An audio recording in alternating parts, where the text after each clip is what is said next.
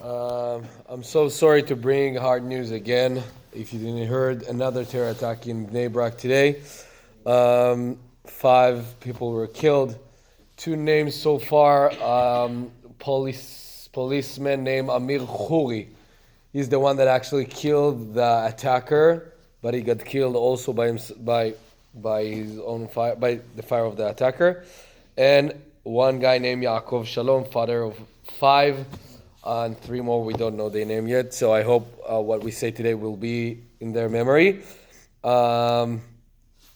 It's such a hard news, so I'm sorry. It's looked like we're in a very bad direction right now. So I hope we just don't hear any more cases like that. Anyway, this week we started to read about the leprosy, which is tzarat. Rabbi Posner insists me not to say leprosy anymore, so I'm just going to say leprosy so we know what it is. Because leprosy is something like it's something on your skin. And tzarat, it's kind of the same, but it's not from a medical reason, it's from spiritual reasons. So you cannot go to the doctor and say, oh, I have tzarat, please help me. You need to go to the Kohen, you need to go to God, you need to fix your ways. And there's 3 types of tzarat. On your body, on your clothing, or your, let's say, sheets or whatever in the house, and on the house. The third one is very interesting because it happened only when Bnei Israel entering Eretz Israel.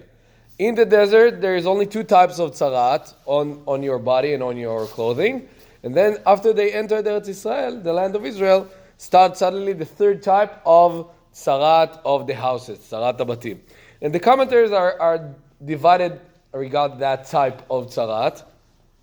Some of them say it comes for a good reason. Rashi is the most famous one. He says, well, those who lived in Israel before Bnei Israel came, they heard that they're going to come, so they hide in the walls some of their treasures, money or I don't know. And then because Bnei Israel came there and God wanted to help them, so he bring tzarat on the house. One of the laws of tzarat, you need to break the house. And then after they broke the house, they saw all of that treasure, so that's a good thing. Another direction, Rambam is the most famous that goes in that direction. He says totally the opposite. Tzarat is punishment about something bad you did. So that can be. There is actually the Gemara suggests 7 things that someone can do and get tzarat. And Rambam says it starts with your house.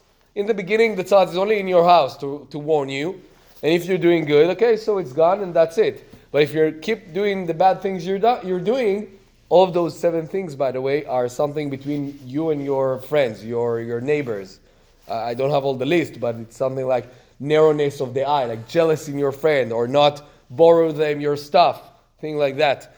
And then if you still don't doing good, it's on your clothing and your stuff. And eventually, if you're still not doing good, so it's on your body. This is what the Rambam suggests. I think it doesn't matter which direction we go, we understand that from that bad thing as tzarat, we can go to 2 directions, like as any other things in our life. Maybe also that terror attack. But you can try, first of all, say, okay, I'm seeking for something good here. Something bad happened, but something good needs to happen also, because like the tzarat, it came with my house, but eventually I figure out there is a treasure over there. But it also, of course, calling us to improve ourselves, to do something better. And then it starts with the house, and then go to the clothing, and eventually it's on our body, meaning God trying to help us to say, do better, do something better. I'm warning you, I'm helping you to see that you need to do better. And today in Israel, they mentioned Yom HaMa'asim HaTovim, the day of the good acts. I think that will be the translation of that. It's one yearly day that everyone, especially schools and youth movements, but generally all over Israel, you see like notes or shirts or whatever of like Yom HaMa'asim HaTovim, the day of good acts, and the media full of things that happen today in Israel. And maybe that one thing we can do, like I heard today the news and I felt like, wow, okay, I can say another Perek Tehillim, I can pray a little bit more. Of course I need to do that. I want to find something else I can do. So maybe we can contact ourselves to that and think on something good we can do.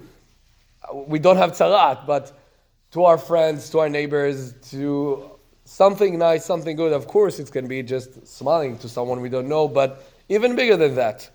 So we don't have the right to have tzaraat in those days, that God telling us, watch out. But we do have a lot of sad cases that reminding us we still need to be right. We still need to fight on our country and our right to be there, and let those things to be on their memory.